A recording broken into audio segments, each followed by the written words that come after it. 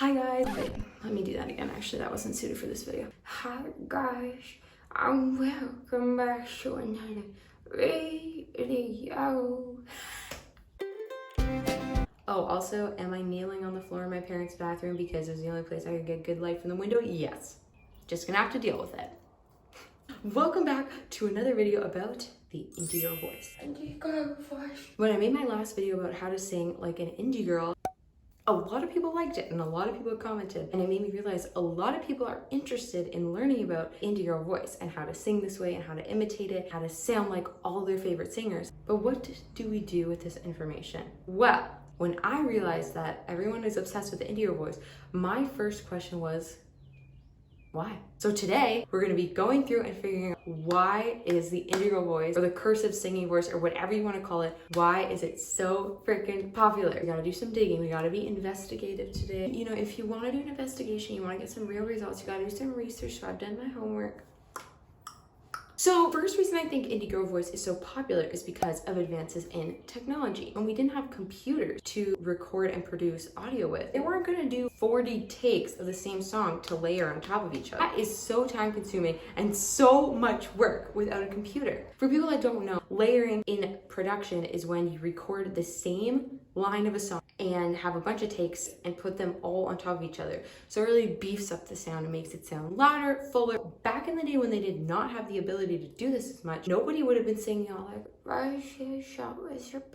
you wouldn't have been able to hear it and it would have sounded really dumb. Now, you could stack 20 takes of someone singing the same line so that the end result will still be breathy and light and indie girl and cool kind of vibes, but it'll sound full and not like in the background. So I think that's the first reason. Technologically, we've advanced. Now let's get to the realer reasons. Let's get that one out of the way because it wasn't really real. Okay, I thought that indie girl voice started with like Halsey and Lana Del Rey, Lord and Julia Michaels. All those people started doing it kind of at the same time, and I thought it all started at once and then everybody was doing it. But because, like I said, I did my research, I found out that indie girl voice has actually existed for much longer. Some people actually say indie girl voice started with like Billie Holiday and Amy Winehouse. Oh my god, if you guys want to see an evolution of indie girl voice where I start all the way at Billie Holiday and go all the way to Billie Eilish through the years, oh my god, do you guys want to see that? Now I kind of want to do it.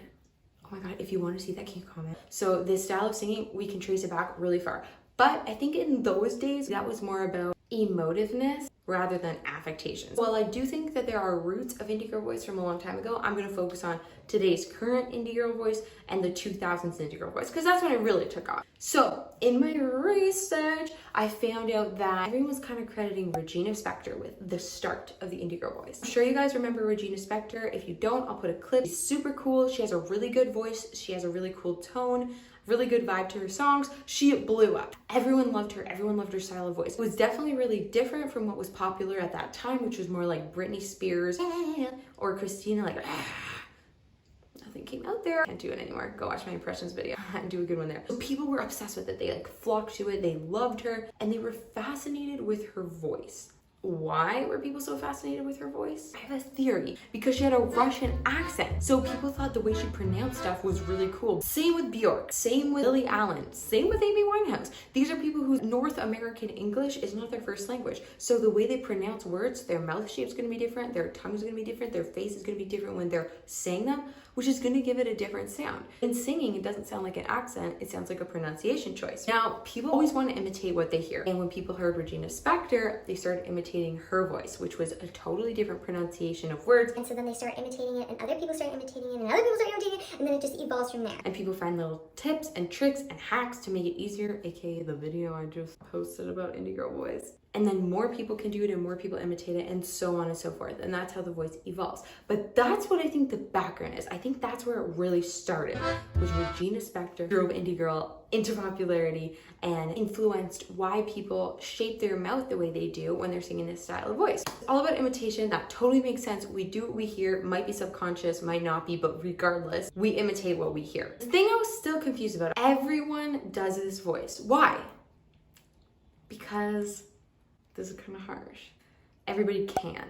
Much more than any other style of voice, indie girl voice is easy to imitate, which means people who maybe don't have as much vocal training can imitate it. My theory for why you can imitate it so easily is because it's such a cool style of voice and it's so laid back, it doesn't have a lot of the same technical difficulties that a lot of styles of singing do. You don't need to worry about breath support or clarity and getting ready your vocal fry. You don't have to worry about your mix or belting or anything like that because it's all really light and really back of your throat. And you know, vocal fry and scoop is encouraged. So these are all things that are totally discouraged in other styles.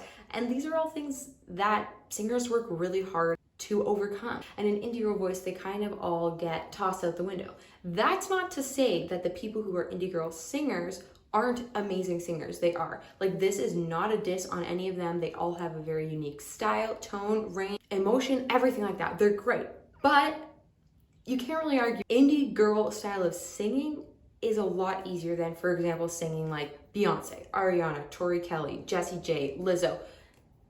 It just is. This isn't to say it's not as good, not at all. But technically, indie girl voice is a little bit easier, which is why I think so many people have become so obsessed with it. Because if you're not a trained singer and you don't plan on becoming one anytime soon, it's pretty hard to sing along to songs without honestly getting a sore throat. Your throat's gonna hurt. Indie girl voice, I could sing along to Halsey all day and it feels nice, it's chill, it's now, never. I think the biggest reason that indie girl voice is so popular is because it's the most imitating? The style of voice you can imitate the easiest. This makes it the most accessible. So guys, that is what my research has shown me. Those are my reasons that I think indie girl voice blew up and is so popular today. If you guys want to see an evolution of the indie girl voice video where I sing all the different types of indie girl voice and how they've changed over the years, let me know. I think that'd be fun. I'm also thinking of doing a dissection of the 2000s pop music voices and sing through of all the different types of voices. If those sound like good ideas to you, let me know. Otherwise, thank you guys so much for watching. Don't forget to hit subscribe, please.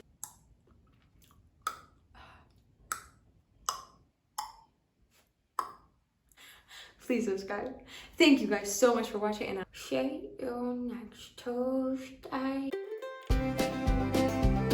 Can you please subscribe to my channel? This is less desperate than just asking. But I don't think it is just subscribe, and that's the done thing.